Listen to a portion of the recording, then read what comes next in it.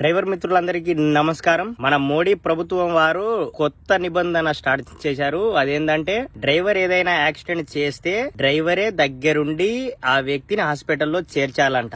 లేదంటే ఆ డ్రైవర్ కి 10 లక్షలు జరిమానా మరియు 7 సంవత్సరాలు జైలు శిక్ష కూడా పడే అవకాశం ఉందంట. ఇప్పుడు చూడండి, మనము 10 లక్షలే పెట్టేటట్టు ఉంటే డ్రైవర్ ఎందుకు చేస్తాం? ఏదైనా బిజినెస్ ఏదో ఒకటి పెట్టుకుని బతుకుతాం కదా. ఇప్పుడు చూడండి, ఈ నిబంధన గింత అమలులోకి వచ్చిందనుకో, ఓన్లీ ఇప్పుడు మనం డ్రైవర్లం మాత్రమే రోడ్డు మీద ఉన్నాం. ఒకవేళ ఈ నిబంధన 1వ తారీఖు నుంచి స్టార్ట్ అయితే ఇప్పుడు మా కుటుంబాలు కూడా రోడ్డు మీదకి వచ్చేస్తాయి. 7 సంవత్సరాలు జైలు శిక్ష, 10 లక్షలు జరిమానా. ఎక్కడికి వెళ్ళి కడతాం మేము? ఈ విషయం పైన డ్రైవర్లందరూ ఖచ్చితంగా